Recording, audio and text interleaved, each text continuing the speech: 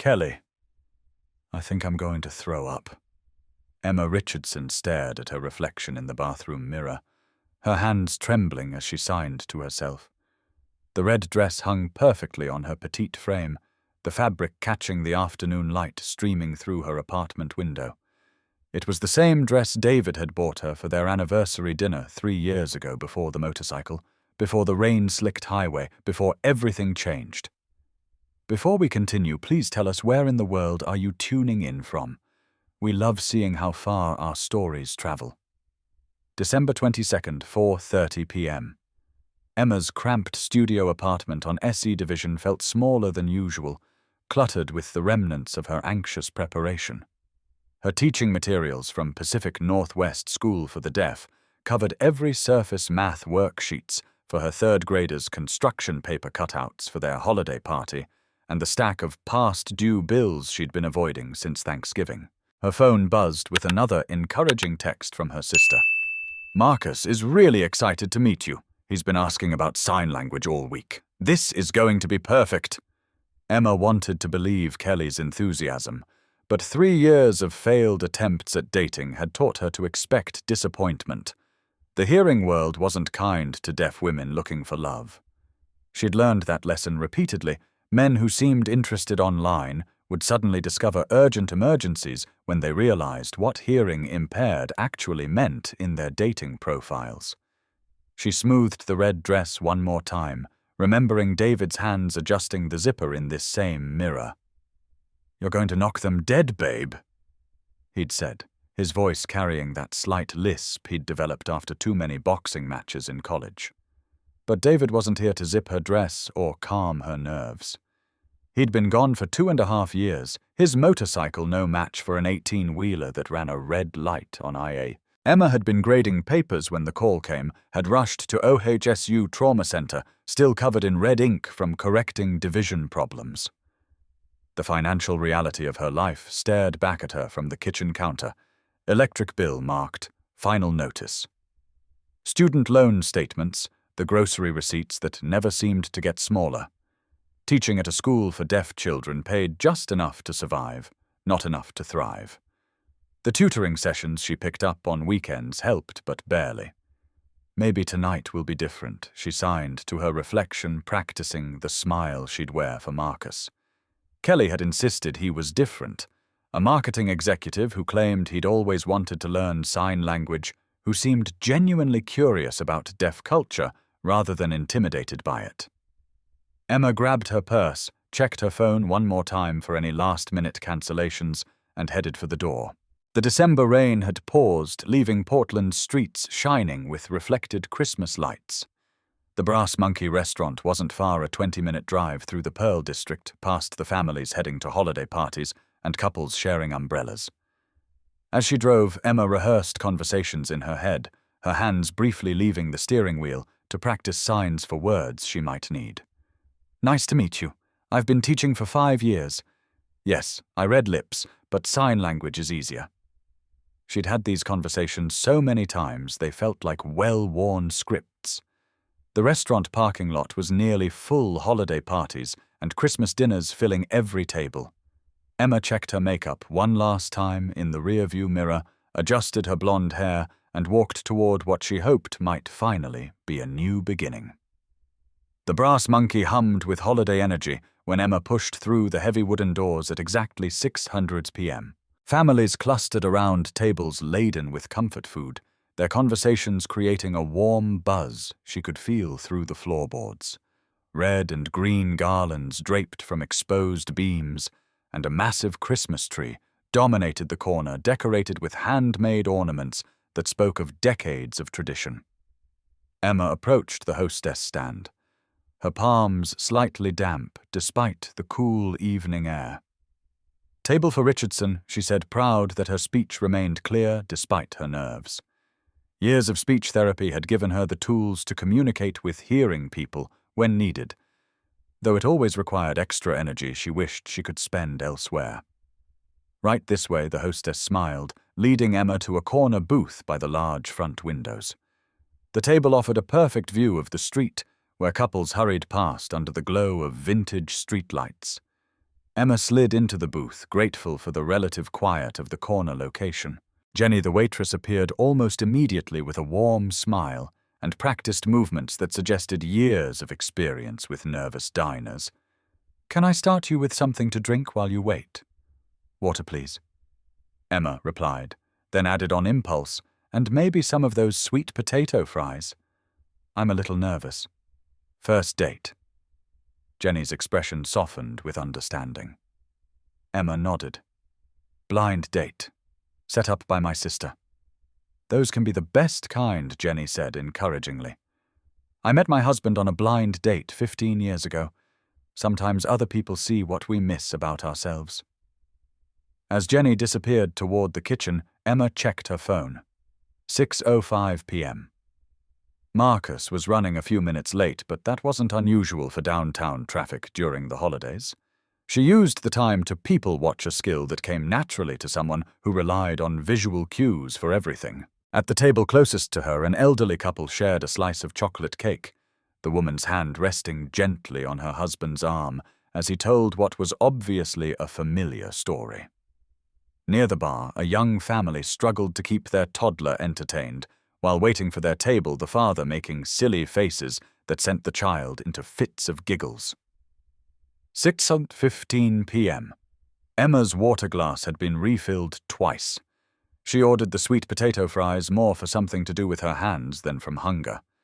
The familiar anxiety of waiting began to creep up her spine, the same feeling she'd had in every restaurant, coffee shop, and bar where she'd waited for dates who might or might not show up. Her phone buzzed with a text from Kelly. "How's it going?" "Is he cute?" Emma typed back quickly. "Still waiting. Traffic, probably."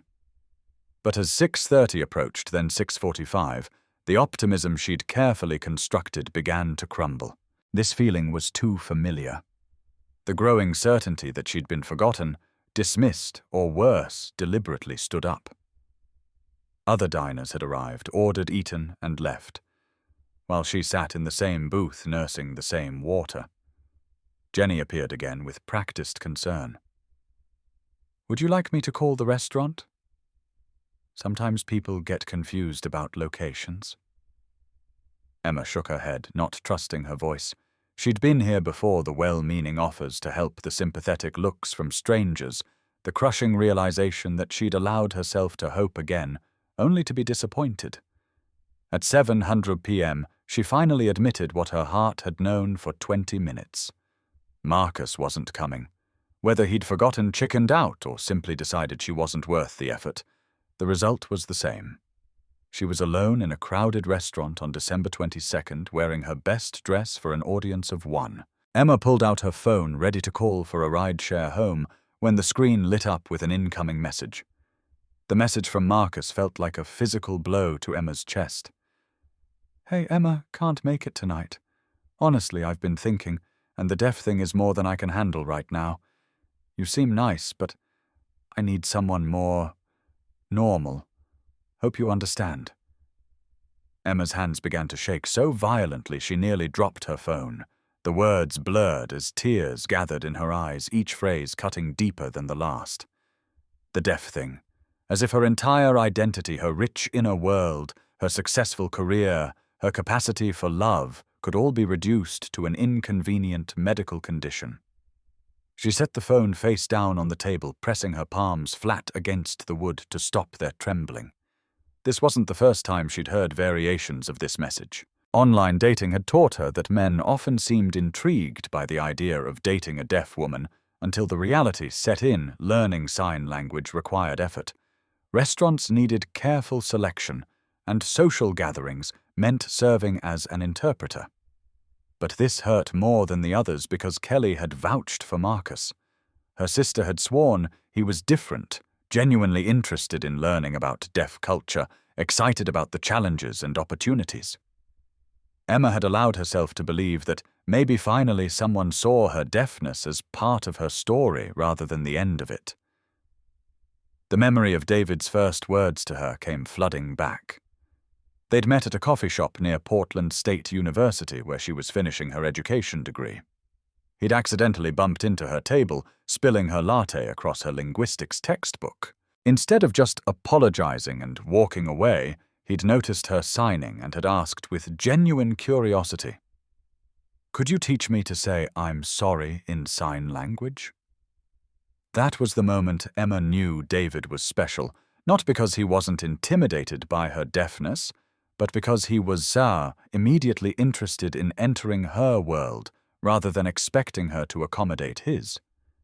They'd spent the next 4 hours in that coffee shop, David's notebook filling with basic signs, as Emma patiently corrected his hand shapes and explained the grammar that made ASL poetry in motion. Now sitting in the brass monkey with mascara threatening to streak down her cheeks, Emma felt the full weight of David's absence. Not just his death, which she'd slowly learned to carry, but the loss of the only person who'd ever made her feel completely understood. David had learned ASL fluently within a year, not because he had to, but because he wanted to be able to share every thought, every joke, every moment of intimacy in her native language. Emma signaled for Jenny, ready to escape, before her composure completely crumbled. Across the restaurant, she could hear the sounds of a family dinner, the clink of silverware, children's laughter, the warm hum of conversation that reminded her how alone she'd become. But before Jenny could reach her table, Emma noticed something that made her look up from her phone. At a table 20 feet away, a man in a worn flannel shirt was engaged in what appeared to be a serious negotiation with 2 identical little girls. All 3 of them were signing as they talked, their hands moving with the fluid grace that marked native users of American Sign Language. The man looked exhausted in the way that only single parents could. His brown hair slightly rumpled stubble, suggesting he'd come straight from work, but his attention was completely focused on his daughters. One of the girls was explaining something with elaborate gestures, while her twin nodded along seriously, and Emma could read their signs clearly from across the room. "But Daddy, carrots are orange, and orange vegetables are suspicious." "Sophie, you ate orange cheese crackers for lunch," the father replied his signing patient, despite obvious fatigue. "Cheese is different. Cheese is not pretending to be healthy like carrots." Emma found herself smiling despite her tears. The conversation was so wonderfully normal, so beautifully typical of the kind of logic children employed to avoid eating vegetables.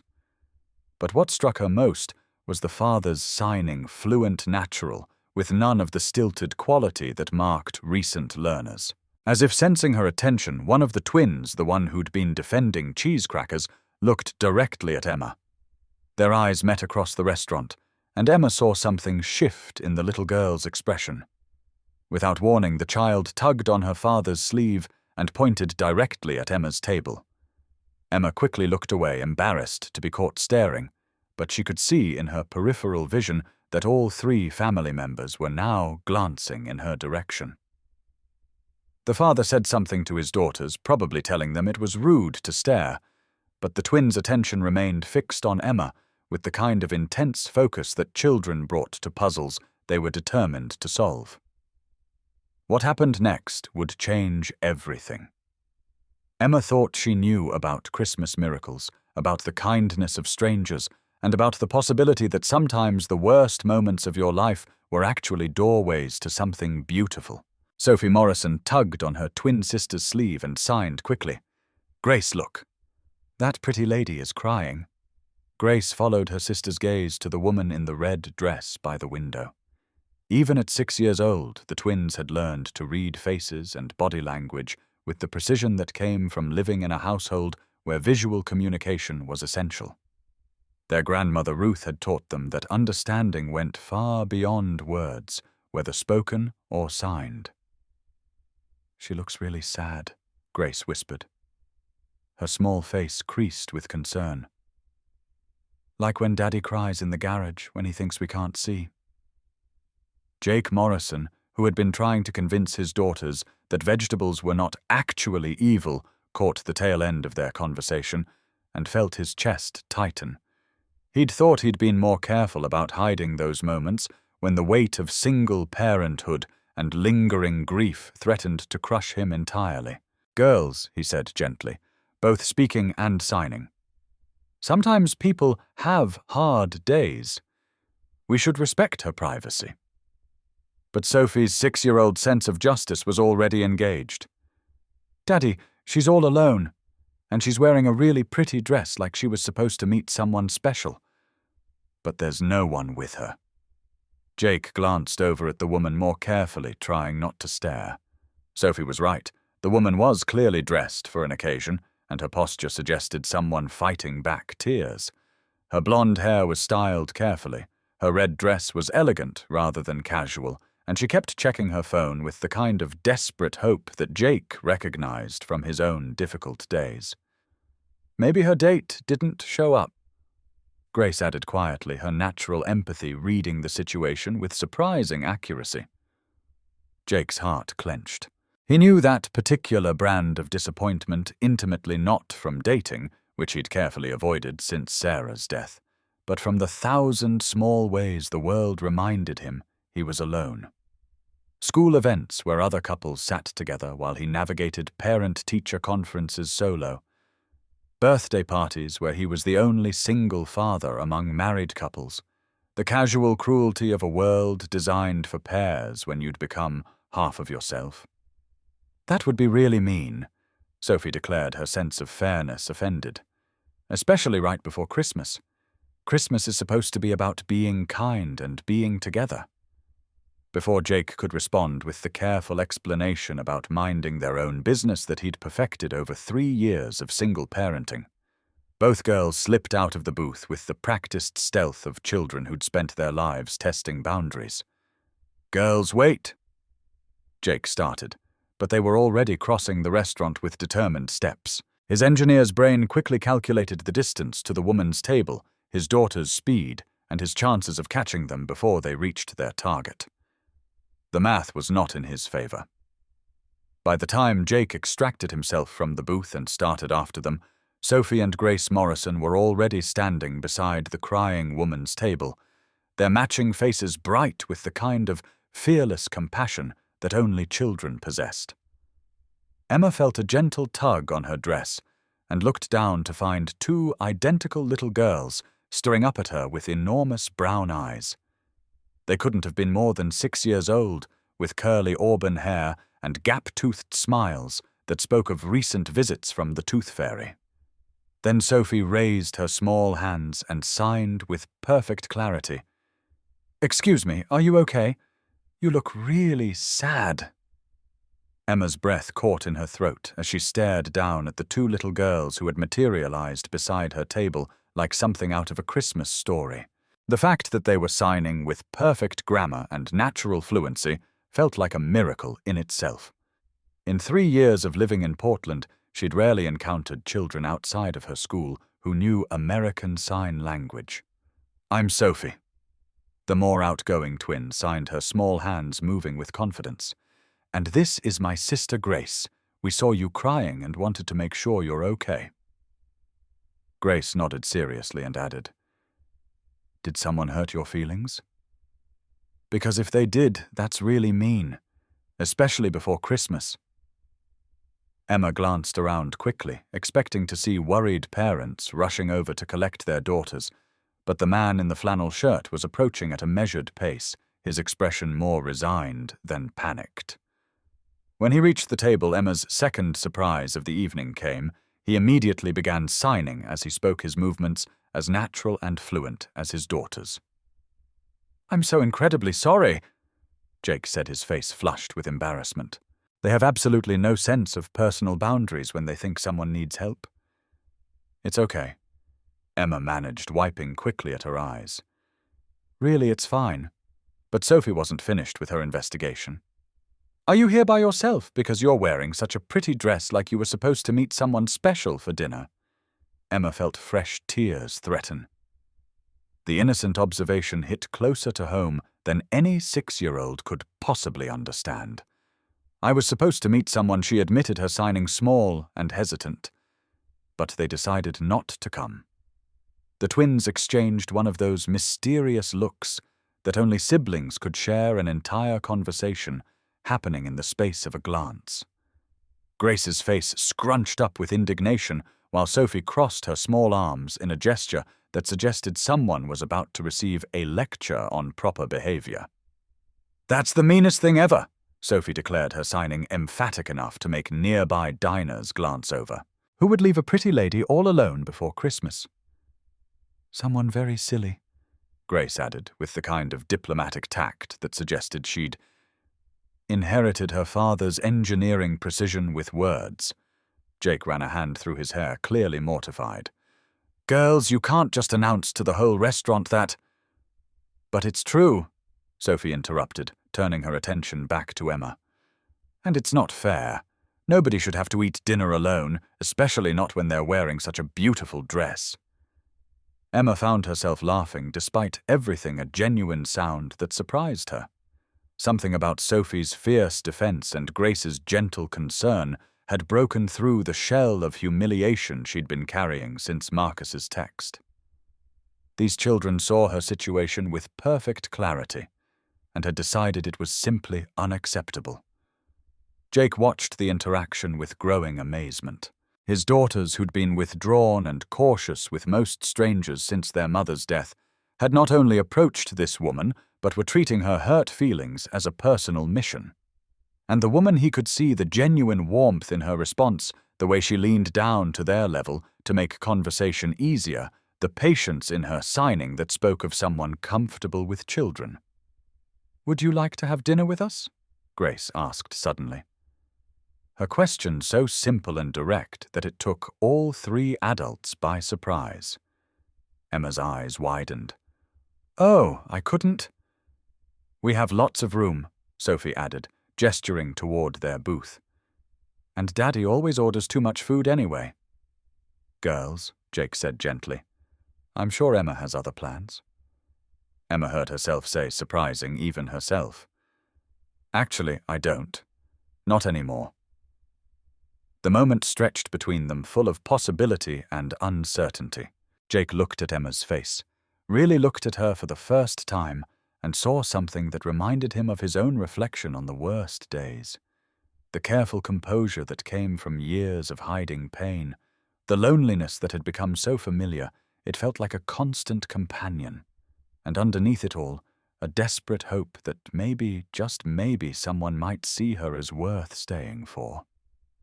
"We'd be honored if you'd join us," Jake said finally, his voice gentle but sincere.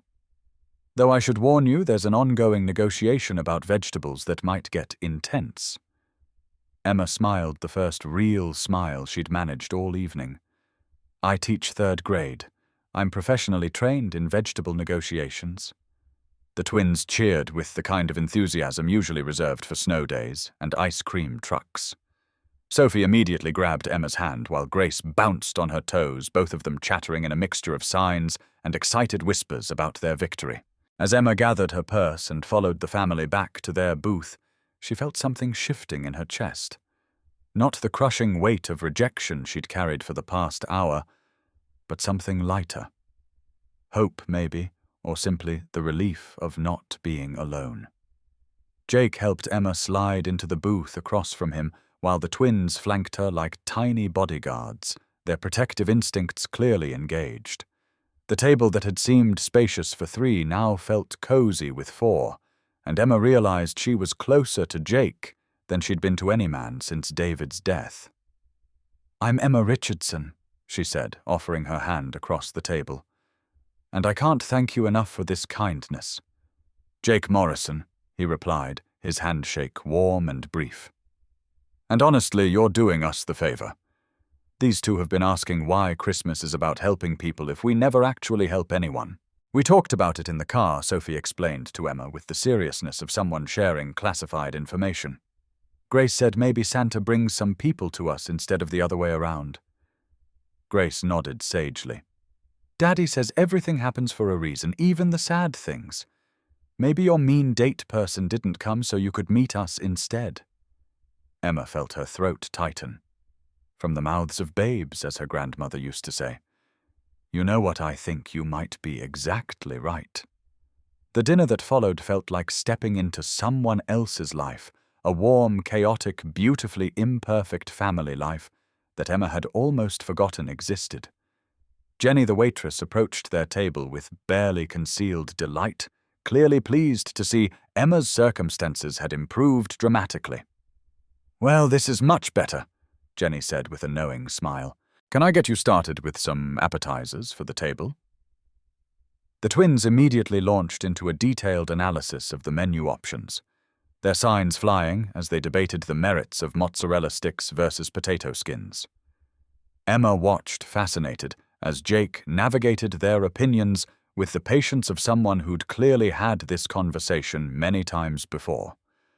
"The thing about mozzarella sticks," Sophie explained to Emma with the gravity of a food critic, "is that they're basically vegetables because they have cheese, and cheese comes from cows, and cows eat grass.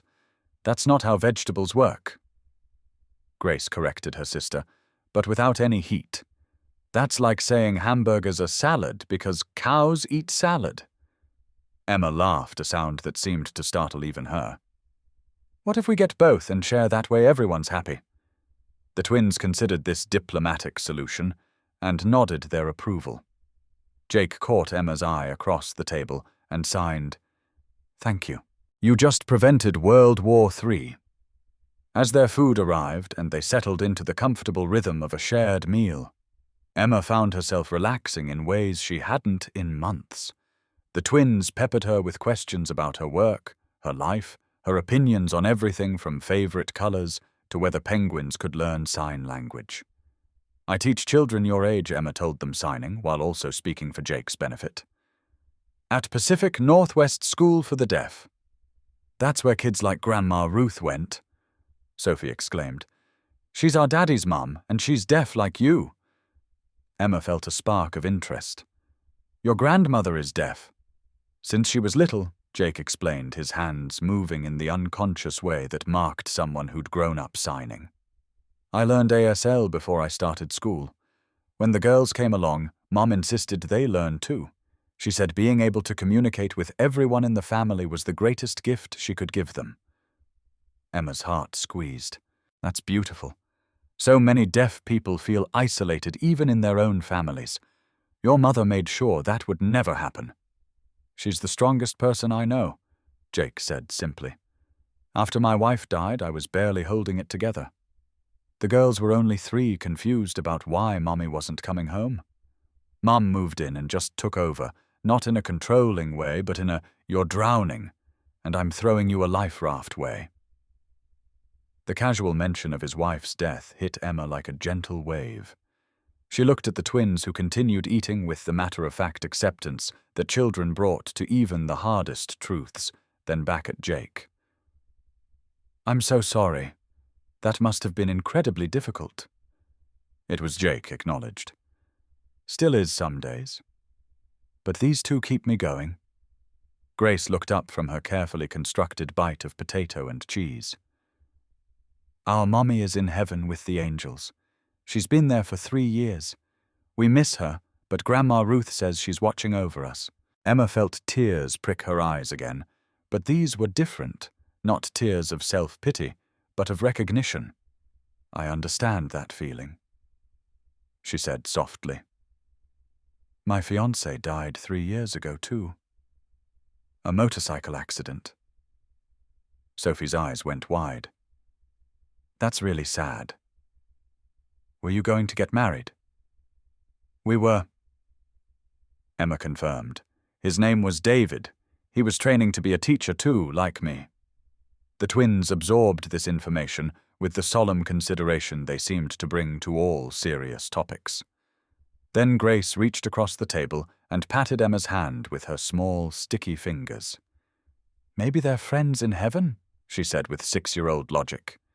"Maybe that's why we found you tonight."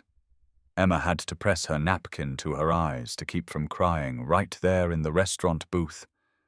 Jake watched the exchange with something that looked like amazement, as if his daughters had just performed magic.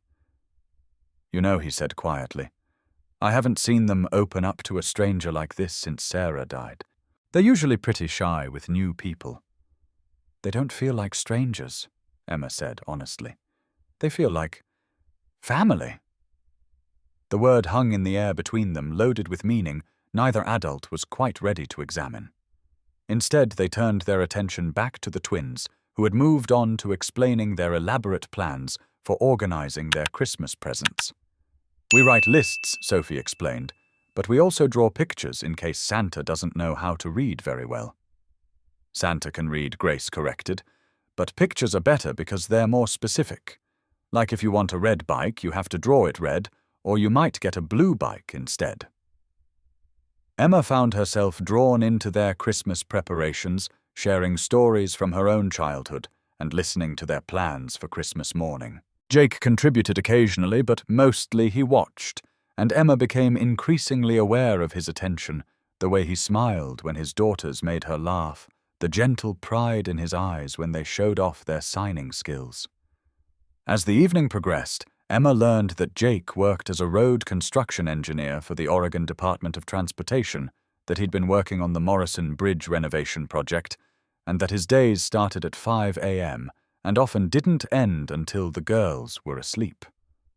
She shared stories from her classroom, the challenges and joys of teaching deaf children, the small victories that made every difficult day worthwhile. "There's this one student," Miguel, Emma said, her hands animated as she signed. "He came to us last year not knowing any formal sign language, and his family only spoke Spanish at home.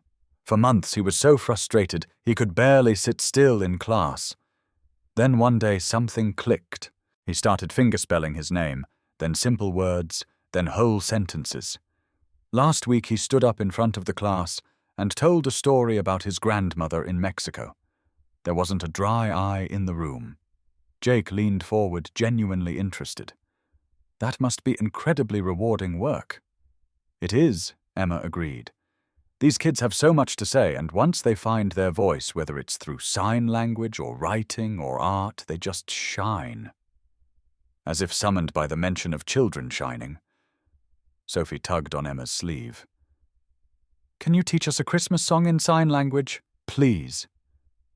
Emma glanced at Jake, who shrugged with a smile that suggested he'd learned to pick his battles. "Right now, please," both girls signed simultaneously, their eyes huge and pleading. For the next 20 minutes, their corner booth became a classroom. Emma taught the twins Silent Night in American Sign Language, their small hands slowly mastering the poetry of visual music. Jake joined in gamely, though his larger hands moved with less grace than his daughter's naturally expressive fingers. "The sign for silent is like closing a book," gently Emma demonstrated, bringing her hands together in a soft, peaceful gesture. "And night is like the sun setting below the horizon. This is so beautiful." Grace breathed, practicing the movements over and over until they flowed like a dance. "Daddy, you're too stiff." Sophie giggled. "Your hands look like robots. It's supposed to be gentle and flowing." Other diners had begun to notice their impromptu lesson.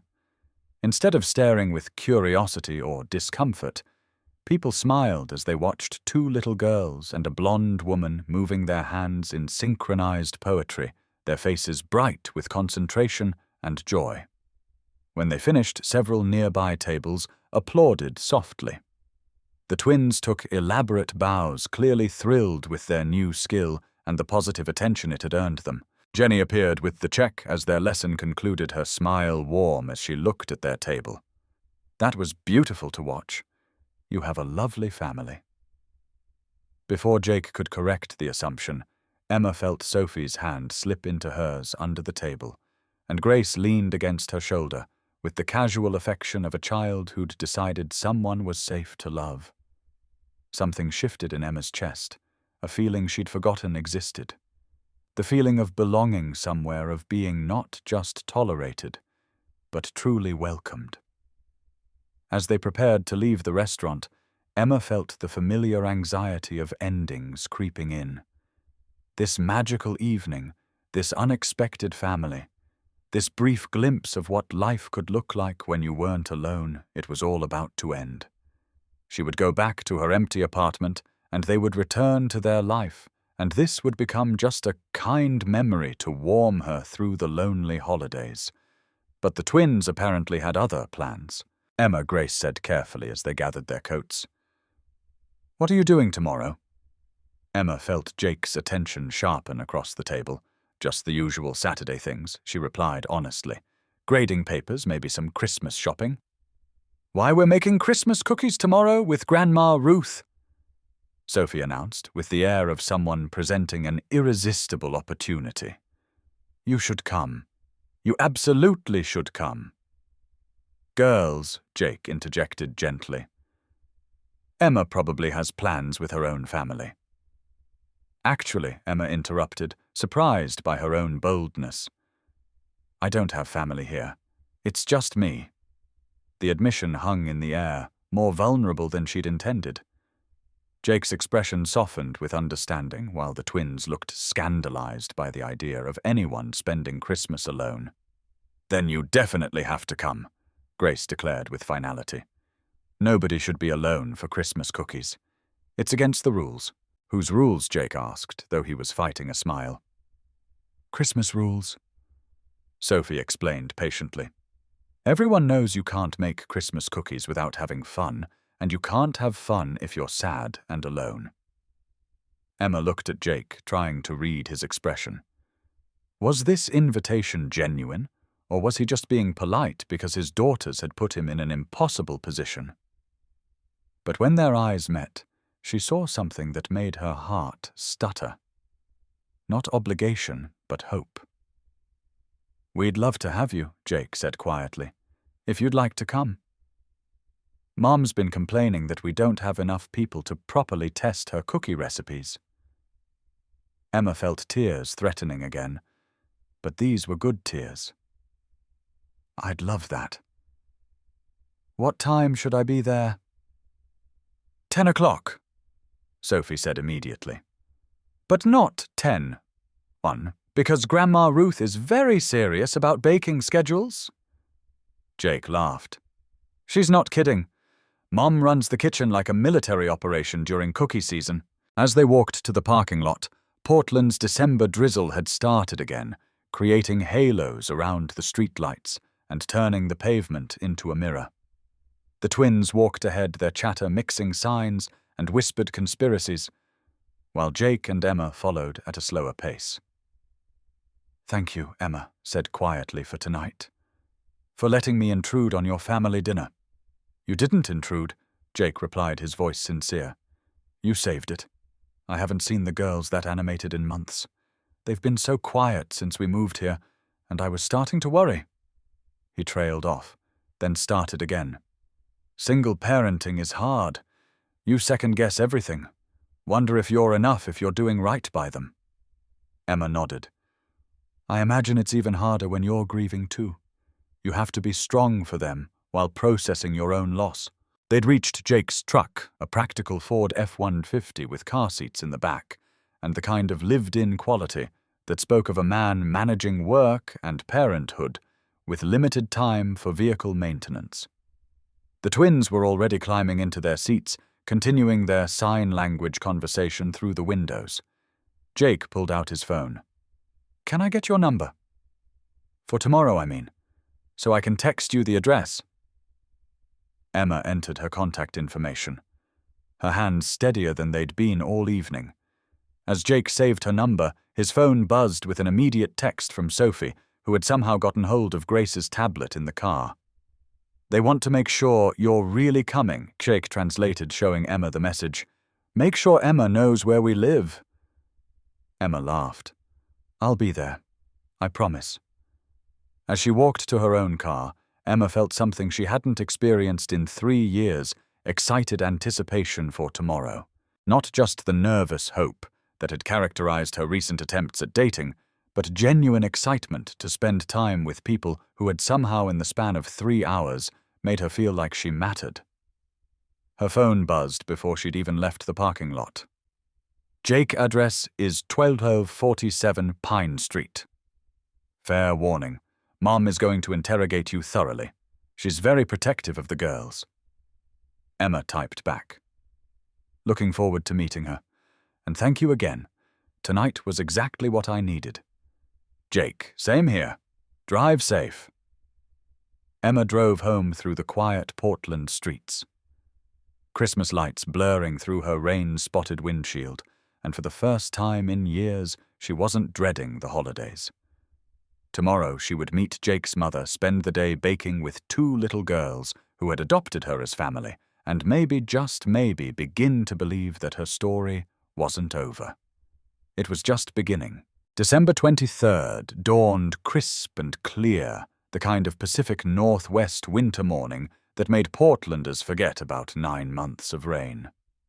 Emma stood on the front porch of 1247 Pine Street at 9:58 a.m., clutching a bag of baking supplies and fighting the kind of nerves she hadn't felt since her first day teaching. The house was a modest blue rental with white trim, the kind of place that spoke of careful budgets and practical choices. Children's bikes leaned against the porch railing, and she could see evidence of Jake's engineering background in the precision of the holiday light installation, each strand perfectly spaced, each bulb in working order. Before she could knock, the door flew open to reveal Sophie and Grace in matching red aprons, their faces bright with excitement. "You came?" They signed and shouted simultaneously, launching themselves at Emma with enough force to make her stagger backward. "Of course I came," Emma laughed, hugging them both. "I promised, didn't I?" From behind the twins emerged a woman in her early 60s, with silver-streaked brown hair pulled back in a practical ponytail. Her movements were graceful and purposeful, and when she saw Emma signing with her granddaughters, her whole face lit up with genuine warmth. "You must be Emma Ruth Morrison," signed, her hands moving with the fluid artistry of someone who'd been using ASL for over 50 years. "The girls haven't stopped talking about you since last night."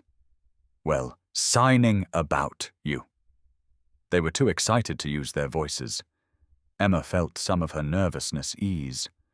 There was something immediately comforting about being with another deaf woman, someone who understood implicitly what the world was like when you lived it visually rather than orally. "It's wonderful to meet you, Mrs. Morrison," Emma replied, then hesitated. "I hope it's okay that I'm here. I know family traditions are important, and I don't want to intrude." Ruth reached out and took Emma's hands in hers, studying her face with the kind of direct attention that hearing people often found uncomfortable, but which felt perfectly natural to Emma. Child Ruth signed with a smile that reached her eyes. "These girls have been planning your visit like it's a state dinner. Grace has already assigned you a specific measuring cup, and Sophie has prepared a speech about proper cookie dough consistency. You're not intruding, you're completing the picture." Behind Ruth, Jake appeared in the doorway, and Emma felt her breath catch. He was wearing a faded blue sweater that brought out his eyes, and his hair was still slightly damp from a shower. He looked rested in a way he hadn't the night before, younger somehow. "Emma," he said, his smile genuine and warm. "Welcome to Chaos Central." The house was everything Emma had imagined warm, lived-in, filled with the comfortable clutter of family life. Children's artwork covered the refrigerator in colorful layers. Books were stacked on every available surface, ranging from picture books to technical manuals on bridge construction. The Christmas tree in the corner was decorated heavily on the bottom 3 feet sparse higher up, telling the story of children left to their own devices. "The girls insisted on decorating," Jake explained, following her gaze. "I provided supervision and hot chocolate." In the kitchen, Ruth had arranged ingredients with military precision. Flour, sugar, butter, eggs, and an impressive array of spices and extracts covered every available counter space.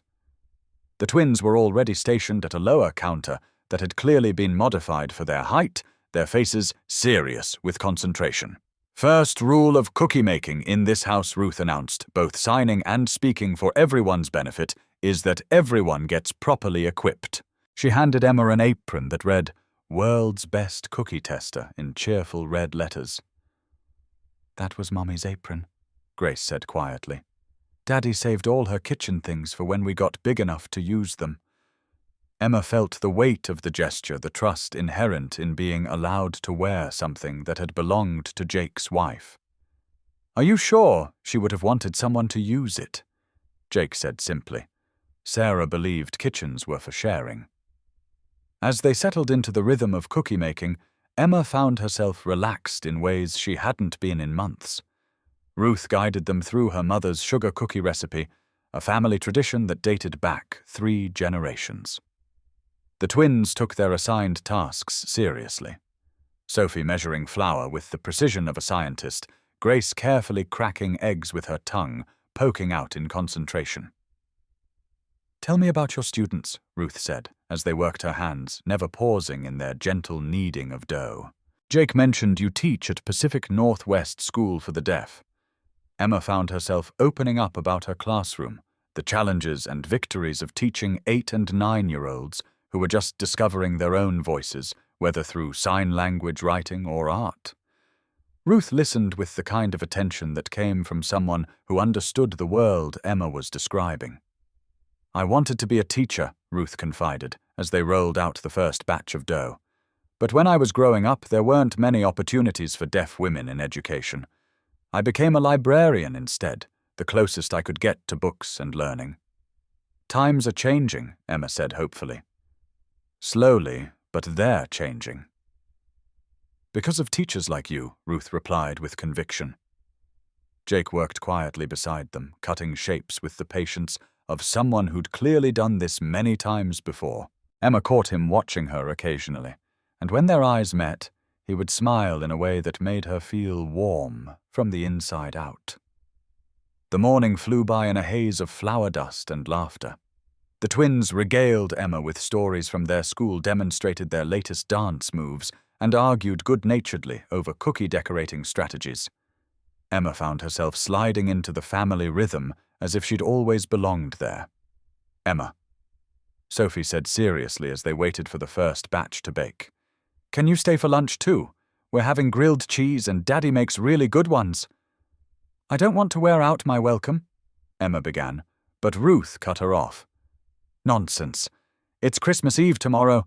No one should spend Christmas Eve alone. Besides," Grace added with devastating logic, "someone has to help us eat all these cookies. It's too much work for just 4 people. Emma looked around at this warm kitchen, at the family that had somehow adopted her in less than 24 hours, at the man who was looking at her with something that might have been hope. "I'd love to stay," she said softly.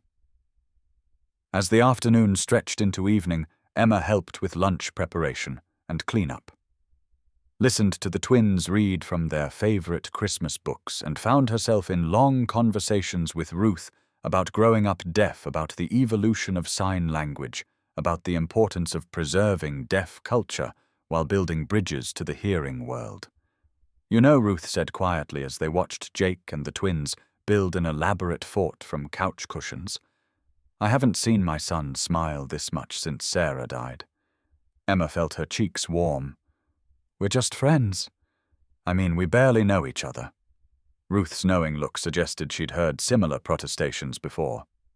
Sometimes the heart knows things the mind hasn't caught up to yet.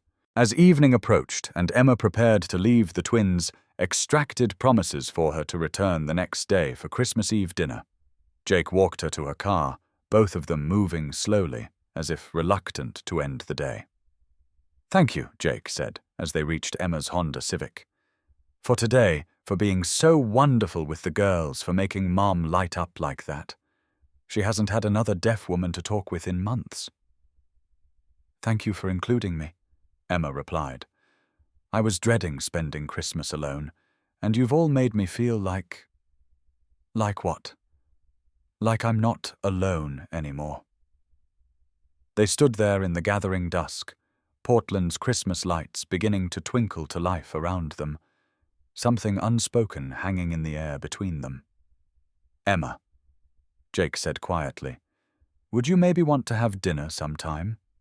Just us. I mean, if you're interested." Emma felt her heart begin to race. "I'd like that. I'd really like that." "Good," Jake said, his relief evident. "Good, I'll call you."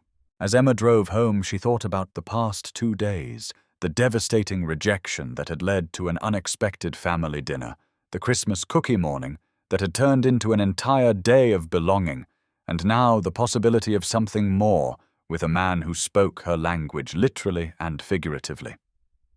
For the first time in 3 years, Emma Richardson was looking forward to tomorrow. December 26th arrived with a text that made Emma smile before she was fully awake. Twins demanding Emma presents for leftover cookie consumption. Also, Grace made you a picture.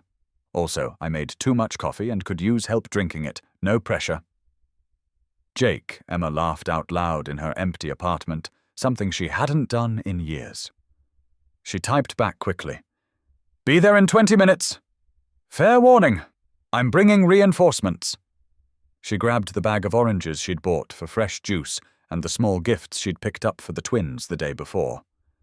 This was how the pattern began. Tuesday dinners became a tradition. Saturday afternoons at various Portland parks where Emma taught the twins to identify birds, while Jake shared the engineering marvels behind the city's bridges.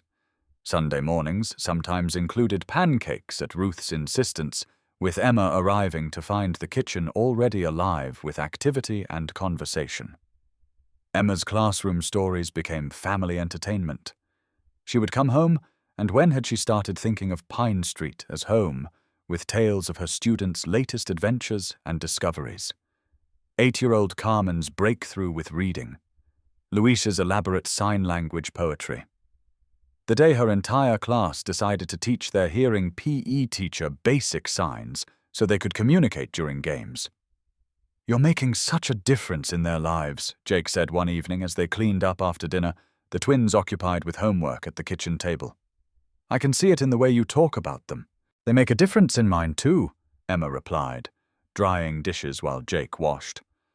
Before this job, I thought teaching was just about academics. But these kids have taught me that education is really about giving someone the tools to tell their story. Jake paused in his washing, studying her face.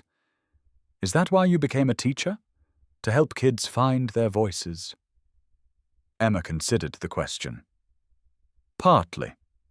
But also because I know what it feels like to be different, to have people assume you're less capable because you communicate differently.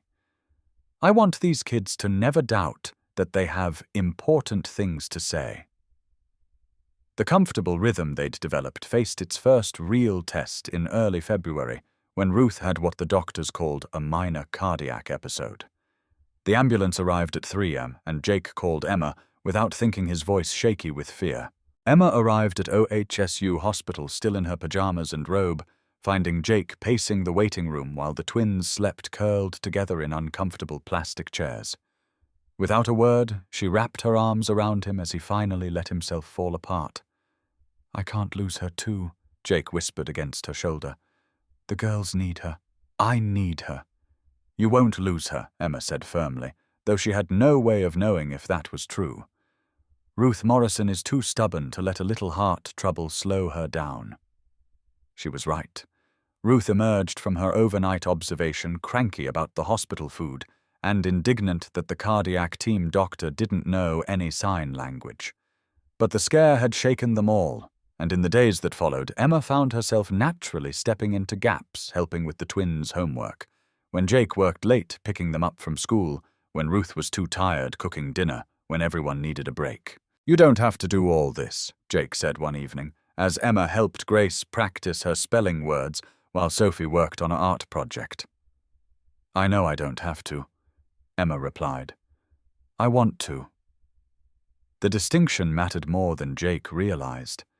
Emma had spent 3 years having people do things for her out of pity or obligation, helping her navigate restaurants without accommodations, speaking louder instead of learning to sign, treating her deafness as something to be worked around rather than understood.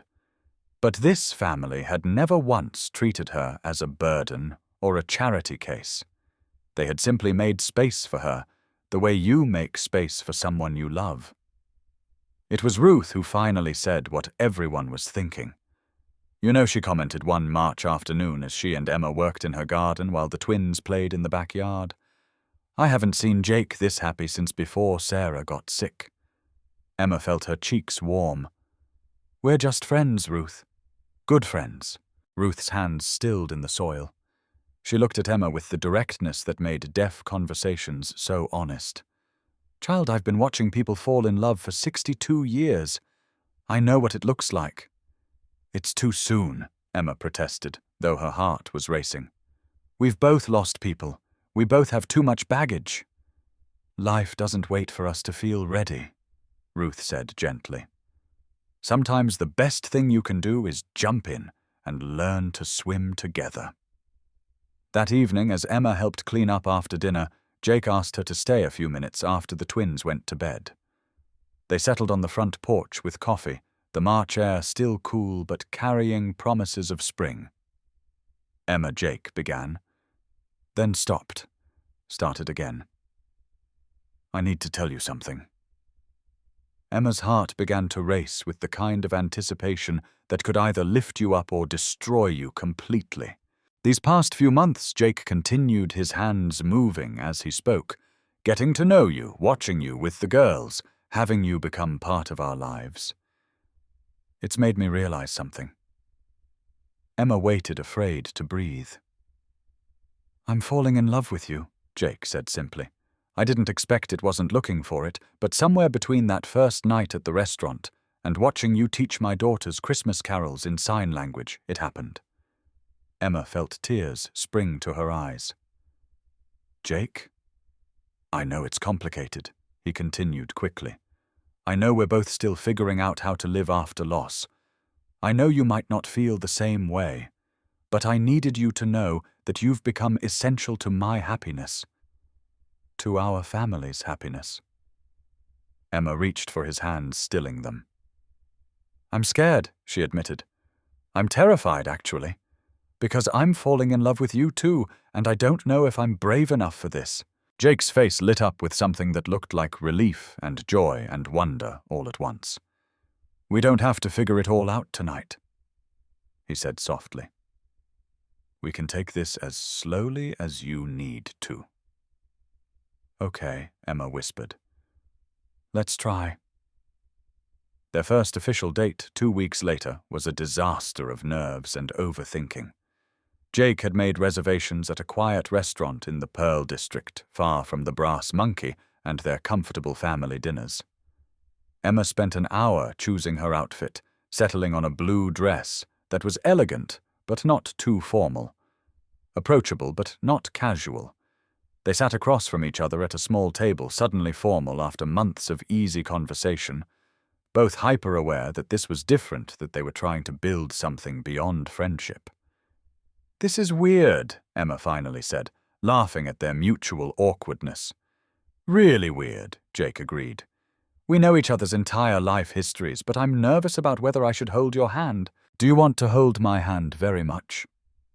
Emma reached across the table and Jake's larger hand closed around hers. The simple contact sent warmth up her arm and made her remember suddenly and vividly what physical attraction felt like. Better, Jake asked. Much better. They talked about everything except the obvious what they were doing, where this might lead, whether they were brave enough to risk their comfortable friendship for something that might not work. Instead, they shared stories from their childhoods, their college years, their early careers.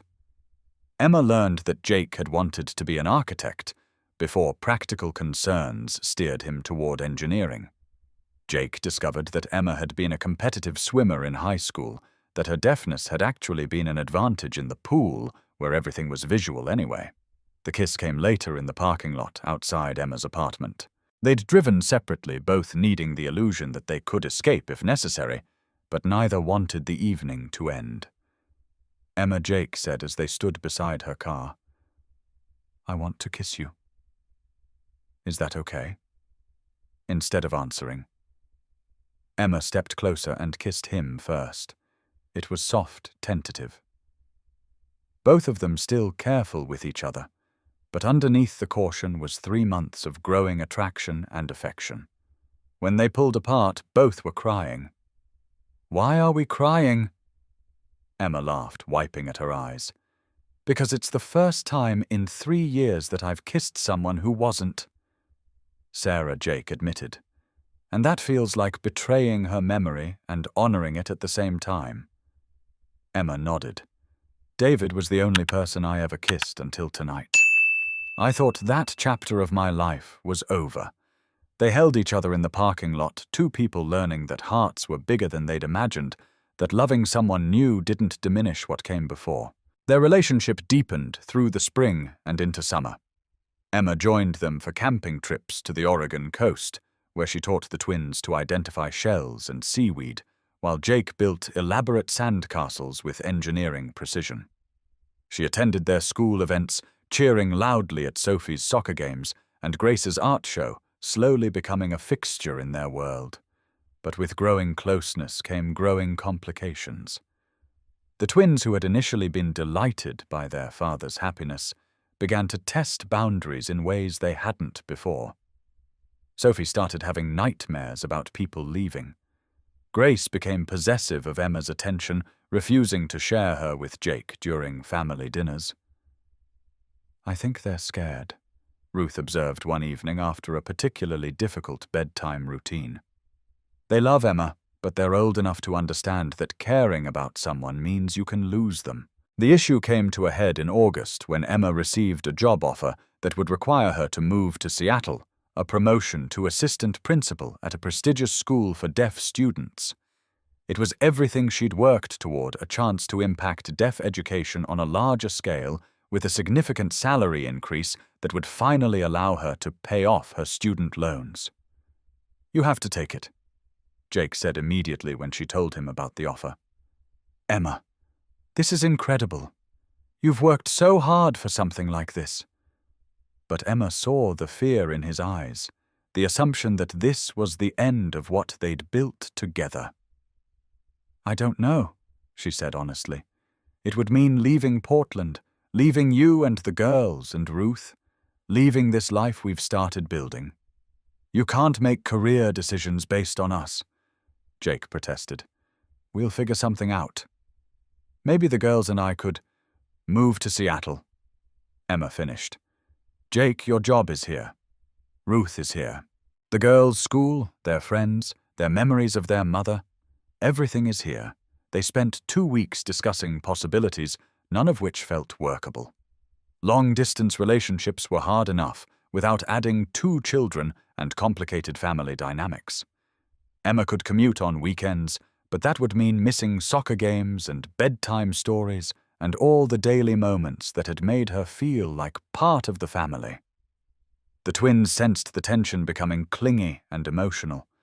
Sophie asked directly if Emma was leaving, and when the adults couldn't give her a clear answer, she retreated into herself. Grace started wetting the bed again, something she hadn't done since her mother's death. "Maybe this is too hard," Emma said one evening, after a particularly difficult family dinner where everyone was walking on eggshells. "Maybe we're trying to force something that just doesn't fit." Jake's face went pale. "Are you saying you want to break up?" "I'm saying maybe we should step back before we hurt the girls any more than we already have."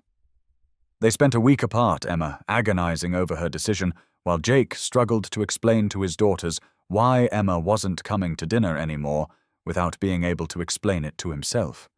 It was Sophie who forced the issue. She appeared at Emma's classroom after school on a Thursday afternoon, having somehow convinced a teacher to bring her there. Her face was streaked with tears, her hands moving frantically as she signed.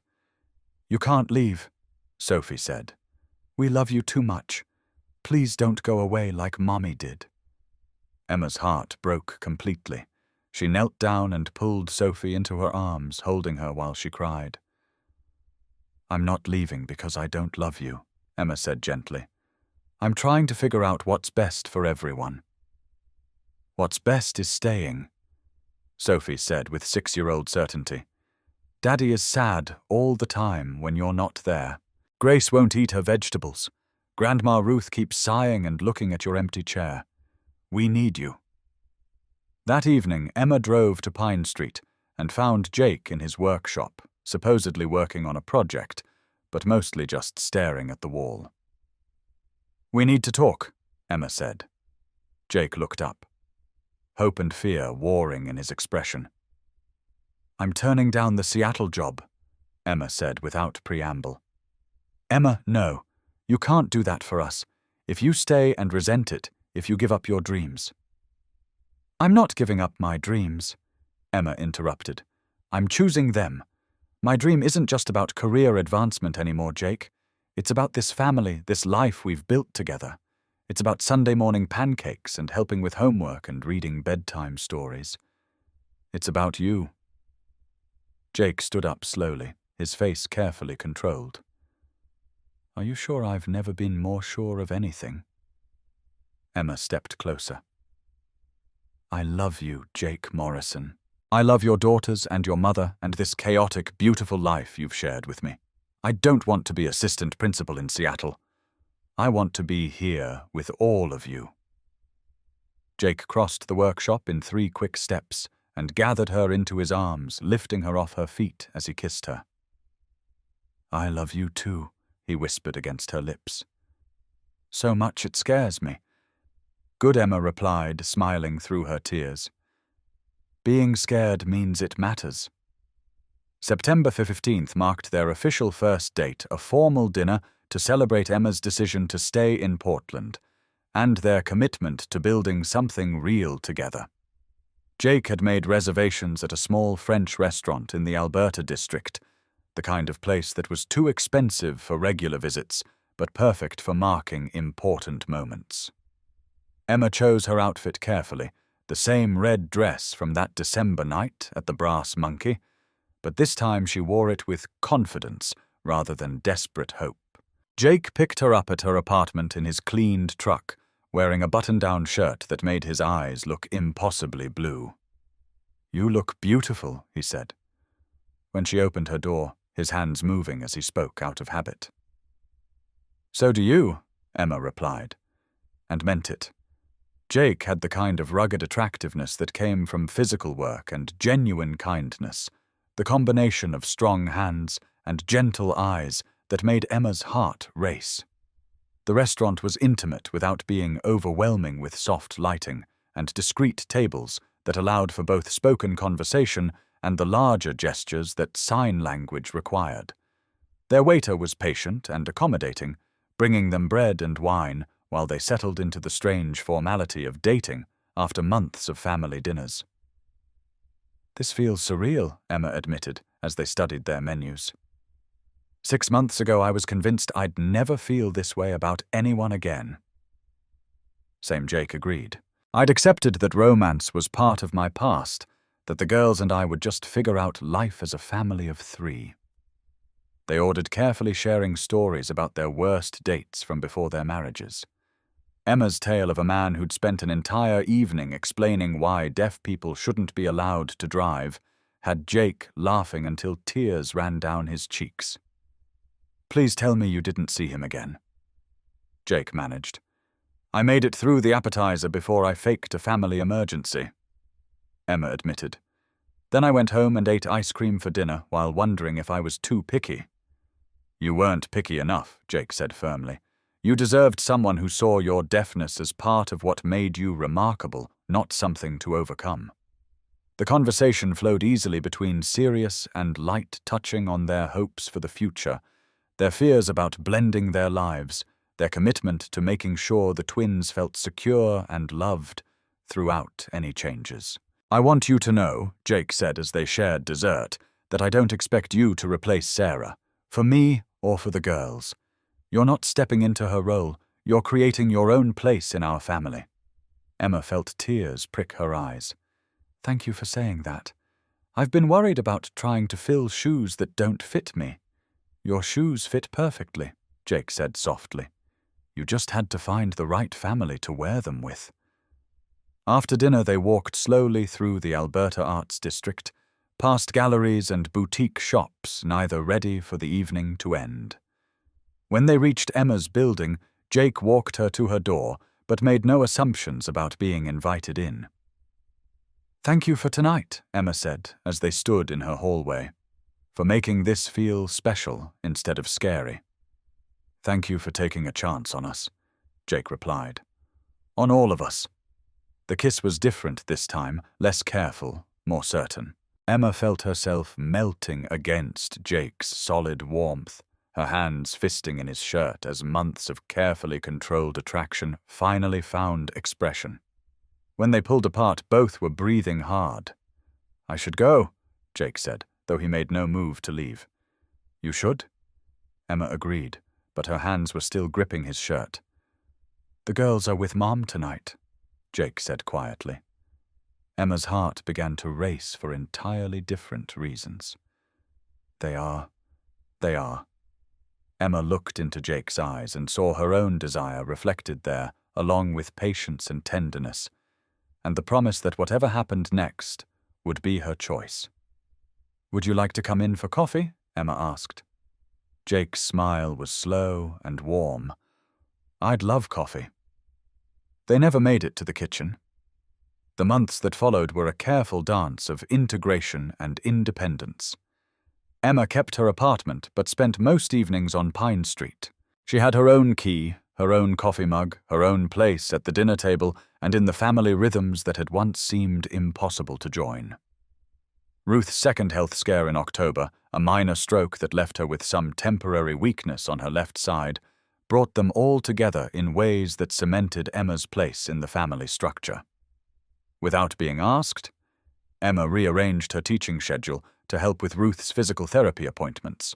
She researched adaptive equipment for the kitchen and bathroom, drawing on resources from her work with deaf students who often dealt with multiple disabilities. "You don't have to do all this," Ruth protested, as Emma helped her practice her writing exercises, the stroke having affected some of the fine motor control in her dominant hand. "I know," Emma said patiently, "but you took care of Jake and the girls when they needed it most. Let us take care of you now." Ruth studied Emma's face with the directness that came naturally to deaf conversations. "You're not doing this out of obligation." "No," Emma confirmed. "I'm doing it because I love you, because you're family." The word hung between them heavy with meaning. Ruth reached out with her stronger hand and squeezed Emma's fingers. "Yes," Ruth said simply. "We are." Emma's integration into the Morrison family wasn't without challenges. The twins, secure in their father's love, but still grieving their mother, sometimes tested boundaries in ways that left everyone exhausted. Sophie went through a phase of refusing to acknowledge Emma's presence when Jake wasn't in the room. Grace became possessive of family traditions, insisting that only real family could participate in certain activities. The crisis came in November when Grace announced at dinner that she didn't want Emma at her upcoming school play because mommies come to plays, not friend people. The words landed like a slap. Emma felt her face flush with hurt and embarrassment, but before she could respond, Sophie shocked everyone by defending her. "Grace, that's mean," Sophie said firmly. "Emma helps us with our homework and makes us breakfast and teaches us cool signs. She's more like a mommy than anyone except Mommy. But she's not our real mum." Grace shot back, tears starting to flow. "And if we pretend she is, we might forget about our real mom." Jake started to intervene, but Emma held up a hand to stop him. She turned to Grace with the patience that came from years of working with children in emotional crisis. "Grace," Emma said gently, "can I tell you something important?" Grace nodded reluctantly. "I'm not trying to replace your mummy, and I would never want you to forget her. Your mum was amazing and special, and she loved you so much. That love doesn't go away just because I'm here now." Emma paused, choosing her words carefully. "But hearts are bigger than we think they are. You can love your mommy in heaven and still have room to love other people here on earth. Love doesn't run out." Grace considered this with the seriousness that children brought to complex emotions. "But what if I love you, and then you go away, too?" Grace whispered, getting to the heart of her fear. Emma felt her throat tighten. "I can't promise that nothing bad will ever happen," she said honestly. "But I can promise that I'm not planning to go anywhere. I'm planning to stay right here with all of you for as long as you'll have me." Grace studied Emma's face for a long moment, then climbed out of her chair and into Emma's lap, burying her face against Emma's shoulder.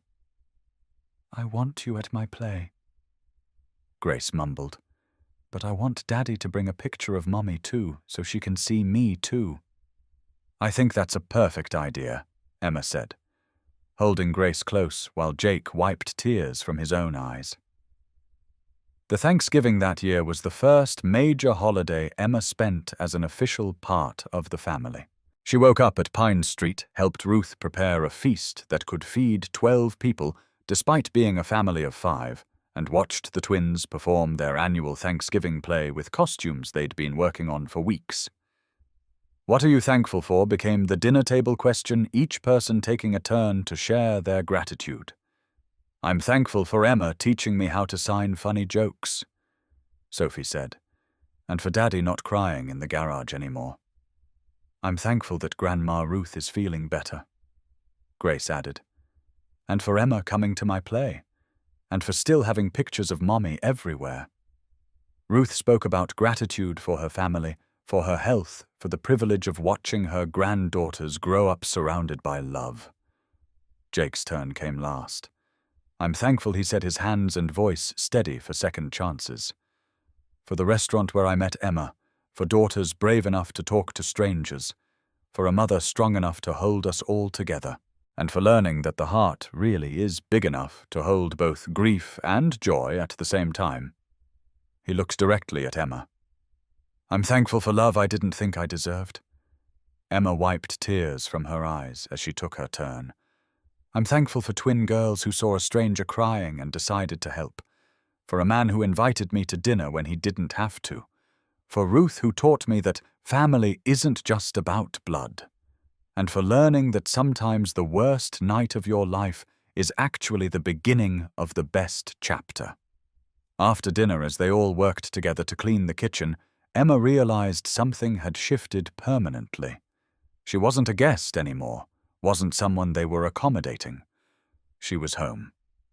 December 22nd arrived with the kind of symmetry that felt like destiny. Exactly 1 year after Emma had sat alone at the Brass Monkey watching her hopes crumble with Marcus's text, she found herself back at the same restaurant with the man and children who had saved her from that despair. But this time, Jake had made the reservation. "Why here?" Emma asked as they settled into the same corner booth where their story had begun. The twins flanked her as they had that first night, though now they chatted with the easy familiarity of family rather than the careful politenesses of new acquaintances. "Because this is where everything started," Jake said simply. "Where 3 lonely people found each other." Jenny, the waitress, recognized them immediately, her face lighting up with delight. "Oh my goodness, you're back. Look how much the girls have grown, and you too." She gestured between Jake and Emma with obvious pleasure. "I had a feeling that first night. There was just something about the way you looked at each other." As they ordered dinner, the twins insisting on sharing appetizers with Emma. Just like that first night, Emma felt the strange sensation of her life coming full circle. A year ago, she'd been convinced her story was ending. Tonight, she could feel in the air that something new was beginning. Jake seemed nervous throughout dinner, checking his watch more often than usual, his conversation slightly distracted. The twins exchanged meaningful looks that suggested they knew something Emma didn't, their barely contained excitement making them fidget in their seats. "Okay," Emma said finally as they finished their main course. "What's going on? You 3 are acting like you're planning something."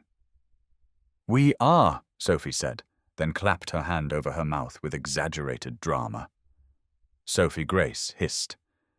"You're supposed to wait for the signal." Jake laughed nervously. "So much for subtle." He stood up from the booth, and Emma watched in confusion as he reached into his jacket pocket. When he knelt down beside their table, her heart began to race with impossible hope. "Emma Richardson," Jake began, his voice steady despite the obvious emotion a year ago. "Tonight I was sitting in this restaurant with my daughters thinking our family was complete as it was. I wasn't looking for love, wasn't even sure I deserved it anymore." He pulled out a small velvet box, and Emma's hands flew to her mouth. But then a beautiful woman in a red dress needed somewhere to belong, and my girls decided she belonged with us. And slowly, day by day, dinner by dinner, you became essential to our happiness. Jake opened the box to reveal a simple, elegant ring with a single diamond that caught the restaurant's warm lighting. You've shown my daughters what it means to be strong and kind. You've reminded me what it feels like to look forward to tomorrow instead of just surviving today. You've made our house a home. Emma was crying openly now, aware that other diners had begun to notice, but not caring about anything except Jake's words and the love in his eyes. Emma Richardson, will you marry me? Will you let us be your family officially? The twins could contain themselves no longer. Say yes, they shouted in unison, bouncing in their seats. Please say yes. Emma looked around the table at the three faces that had become her whole world. Jake's hopeful expression, Sophie's barely controlled excitement, Grace's earnest nod of encouragement. She thought about the journey that had brought them here from that devastating text message to this moment of perfect joy. Yes, she whispered, then louder. Yes, yes, of course, yes. The restaurant erupted in applause as Jake slipped the ring onto her finger and pulled her into a kiss that tasted like happiness and possibility. The twins cheered loud enough to wake the entire neighborhood, and Jenny the waitress appeared with champagne flutes and sparkling cider for the girls. To the Morrison family, Jake said as they raised their glasses. To new beginnings, Emma added her voice thick with emotion. To love that finds you when you need it most. Ruth's voice came from across the restaurant, where she'd been hiding at another table with Jake's brother Mike, both of them grinning widely. As the celebration continued around them, Emma felt the same sensation she'd had that first Christmas morning with this family. The feeling of puzzle pieces clicking into place, of finding where she belonged after years of searching.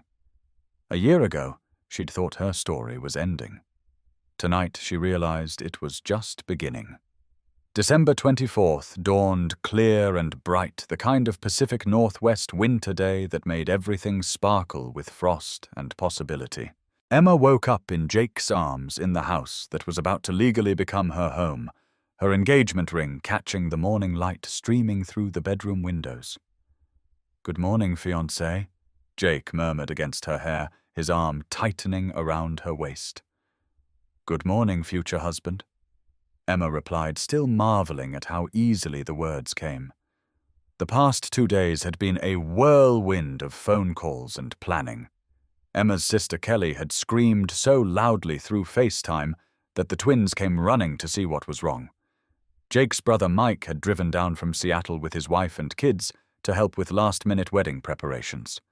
Ruth had taken over the kitchen with military precision, determined that her son's wedding would be perfect, even if it was happening with only 48 hours' notice.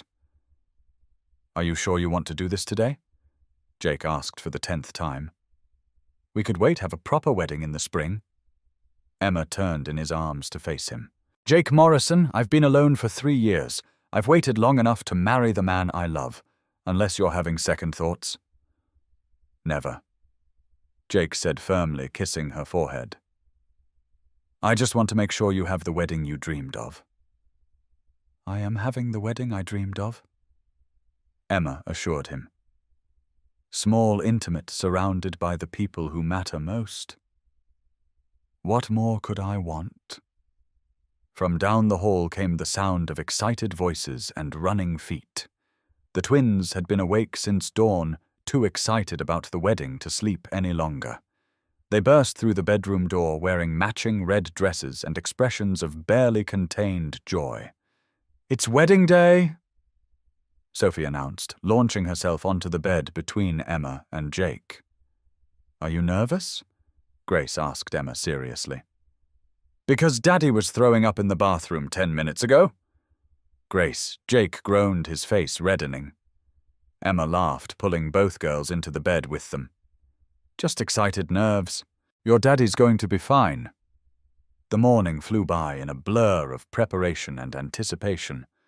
Emma's dress, a simple ivory sheath that she'd bought online and had altered in record time, hung in the closet next to Jake's dark suit. The backyard had been transformed with string lights and white roses, Ruth's winter garden providing a surprisingly beautiful backdrop for a Christmas Eve wedding. Emma's hands shook only slightly as Ruth helped her get ready in the master bedroom, the same room where she'd slept beside Jake for the past 3 months, learning the rhythm of his breathing and the way he reached for her, even in sleep. "You look beautiful, dear," Ruth said, as she fastened Emma's pearl necklace, her own wedding pearls passed down from her mother. "Jake won't be able to speak when he sees you." "Good thing we both know sign language," Emma replied, making Ruth laugh. The twins appeared in the doorway, their own excitement barely contained, as they checked to make sure Emma was ready. They wore matching flower crowns that Ruth had made that morning, their faces glowing with the special importance of being junior bridesmaids. Emma Sophie said seriously, "Are you sure you want to be our mum? Because we can be pretty loud and we forget to clean our rooms sometimes." Emma knelt down to their level, careful not to wrinkle her dress. "I'm absolutely sure. I've been waiting my whole life to be your mum. I just didn't know it until I met you," Good Grace said with satisfaction. "Because we picked you first, so you have to stay forever." The ceremony itself was everything Emma had never known she wanted. 20 people gathered in Jake's backyard under a canopy of lights, the December air crisp but not uncomfortable. Kelly had flown in that morning to serve as Emma's maid of honor, while Mike stood beside Jake as best man. Ruth officiated, having gotten ordained online specifically for this purpose. Her hands moved gracefully as she spoke the words that would legally join Emma to this family she'd chosen and been chosen by. Love. Ruth said, her voice carrying across the small gathering, doesn't always arrive when we expect it or in the form we planned. Sometimes it comes disguised as a chance meeting, a moment of kindness. A pair of little girls brave enough to approach a stranger. Emma and Jake stood facing each other. Their hands joined their eyes, locked on each other's faces. The twins flanked them, holding small bouquets and trying to stand still despite their excitement. "Jake Morrison," Ruth continued, "do you take Emma Richardson to be your wife, to love and cherish in sickness and in health, for richer or poorer in joy and sorrow, for as long as you both shall live?" "I do," Jake said, his voice steady and sure. "Emma Richardson, do you take Jake Morrison to be your husband, to love and cherish in sickness and in health, for richer or poorer in joy and sorrow, for as long as you both shall live?" Emma's voice was clear and confident. "I do." "Then by the power vested in me by the state of Oregon and the love that surrounds us here today, I pronounce you husband and wife. Jake, you may kiss your bride."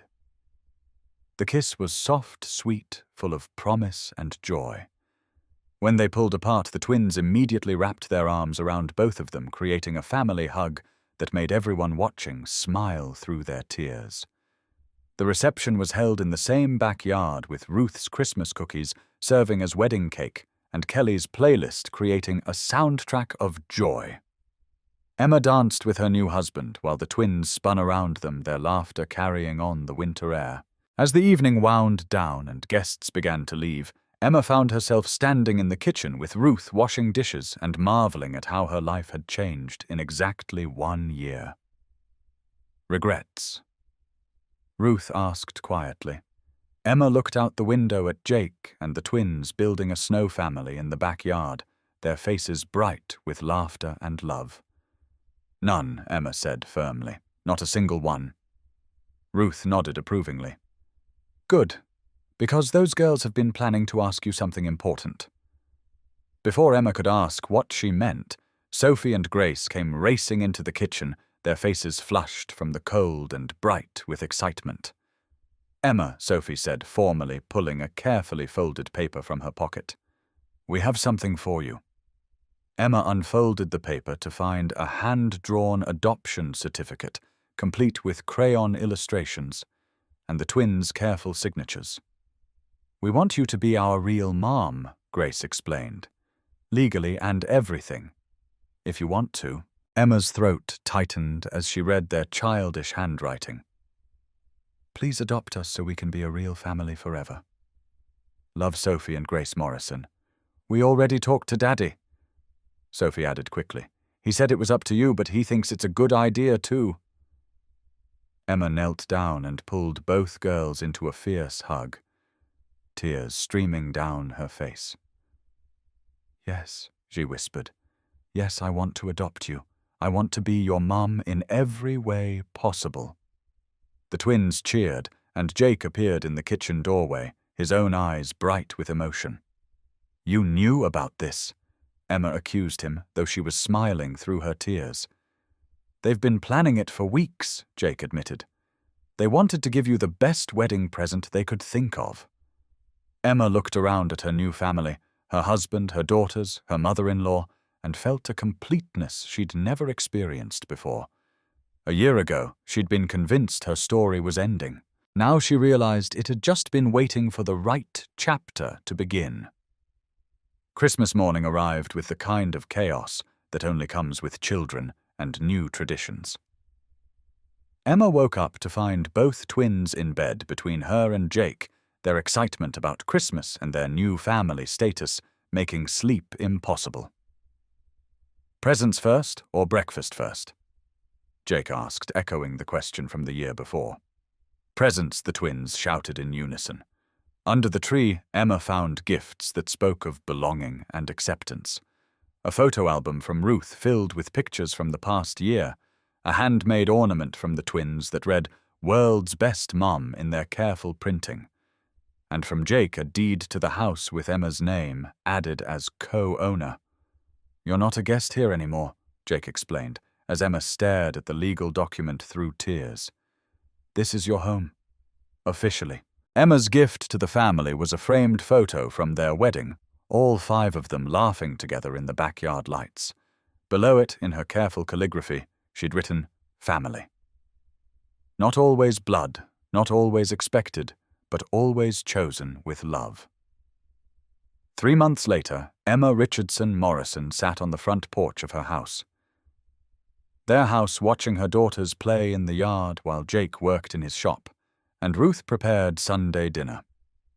The adoption had been finalized the week before, making what had always felt true legally official. Her old phone, the one she kept meaning to recycle, buzzed with a text from a number she almost didn't recognize. Marcus, the man who'd stood her up exactly 15 months ago, had somehow found her social media and seen her wedding announcement. "Hey, Emma saw your wedding pics. Congrats. Maybe I was hasty back then. If you're ever in town and want to grab coffee." Emma stared at the message for exactly 3 seconds before deleting it without responding. Some chapters of your life didn't deserve a second thought, especially when you were busy living a much better story. "Mom," Sophie called from the yard, the title still new enough to make Emma's heart skip. "Come see our fort." Emma pocketed the phone and walked toward her family. In the distance she could hear Ruth calling everyone in for lunch, could see Jake emerging from his workshop with sawdust in his hair and a smile on his face. This was her life now, loud, chaotic, perfectly imperfect, and completely full of love. Sometimes, Emma thought as she helped her daughters with their fort and listened to her husband's terrible jokes, the best love stories begin with someone walking away. It makes room for the right people to walk in. And sometimes, if you're brave enough to let strangers become family, if you're patient enough to let friendship become love, if you're strong enough to choose hope over fear, you discover that endings are really just beginnings in disguise. Emma Richardson. Morrison was living proof that some stories are worth waiting for.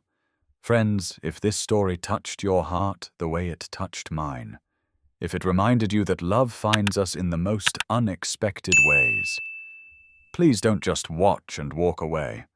Hit that subscribe button and join our community where every story lifts the spirit, and reminds us that light always finds its way back.